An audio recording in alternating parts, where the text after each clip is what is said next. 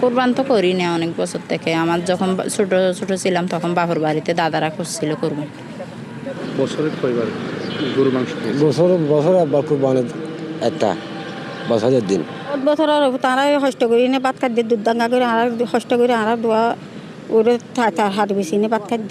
আর কয়েকদিন পর পবিত্র ঈদ উল আজহা। অনেকেই আল্লাহর সন্তুষ্টির জন্য কোরবানি দিবেন পশু। কেউ দিবেন এক ভরাত, আবার কেউ দিবেন পুরো। আবার অনেকেই অতিরিক্ত সওয়াবের উসিলায় চলে যাবেন মক্কা শরীফে হজ করতে, সেখানেই তারা পশু কোরবানি দিবেন। আমরা এমন একটি জায়গায় এসেছি যেখানে গত ২০ বছর যাবৎ কোরবানি কী জিনিস তা তারা চোখে দেখেনি, এবং গরুর মাংস কখন খেয়েছে তাও তারা জানে না। দাঁড়িয়ে আছি কক্সবাজারের কবিতা চত্বরের জাহবাগানের এক বস্তি এলাকায়। আমরা একটু বিস্তারিত জানার চেষ্টা করব কিভাবে চলছে তাদের জীবনযাপন।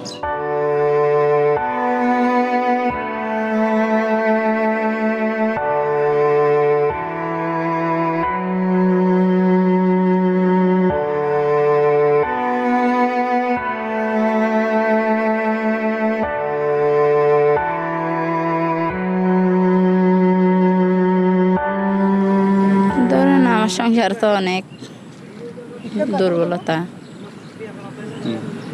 তার জন্য সন্তান নিয়ে অনেক কষ্ট আছি। এখন ধরেন বাসা বাড়ায় থাকতে হয়, ওখানে পানি উঠছে। তারপর কোরবান তো করি না অনেক বছর থেকে। আমার যখন ছোট ছোট ছিলাম তখন বাপের বাড়িতে দাদারা করছিল কোরবান। এখন চাচারা করে, তাদের মাঝে তো আর আমরা নাই। এখন তো আমরা যার যার সংসার তার নিয়ে এখন যাই হোক। বছর আর তারাই কষ্ট করি নে ভাত খাদ্য দুধ দাঙ্গা করে আর কষ্ট করে আর দোয়া ওরে তার হাত বেশি নে ভাত খাদ্য। আর নাম আলিমা বেগম। দাবা যে অসহায় মানুষ, গরিব মানুষ, জামাই নাই, বিধবা মানুষ, একটা বাগানের বোতর তাকে মাগে খুঁজে খাই। অসুখ বেশি চিন্তা করে দে হর বানাইছি আল্লাহ অনেকে যদি মিলালে একটু উড়া পাইম, আর ন মিলালে নাই হত আল্লাহর নির্যোগ তালে হাইম ন তালে না হাইম দেরি সেরিয়ানতে পানি হাজি এটা যে 10-15 দিলে তো ঘরত পানি এটি উড়ানত পানি তার অত্যন্ত বাড়া ঘরত থাকে বেলা তৌফিক নাই দিয়ে বাড়া ঘরত জানি পারির বেশি হস্টত বিমান থাকে দেখ এঙ্গর আল্লাহ মিলালে হাইম বাজে ন মিলালে নাই এর জোর আছে না বাজে। আজকে হরবাং ঘরতো বাজে মানুষে গুস্ত না দেয়, দুয়ার বাঁধি ফেলায় একটু ওরা হুঁচলে হতে দিয়ে ওই জগ ওই এলে হয় মানুষে গুস্ত দেয় না বাজে হরবাং ঘরতে।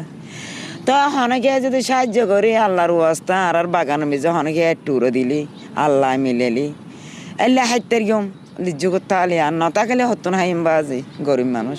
একক কোরবানিতে যতটুকু না আনন্দ, তার চেয়ে বেশি আনন্দ আশেপাশে হতদরিদ্র মানুষগুলোদের কাছে নিয়ে। এখানকার মানুষরা এক টুকরো মাংসের জন্য চেয়ে থাকে কোরবানির দিন, কখন এই টুকরো মাংস বিত্তবানরা তাদের মুখে তুলে দেবে। কক্সবাজার থেকে মোহাম্মদ মিজানুর রহমান, বাংলাদেশ প্রতিদিন।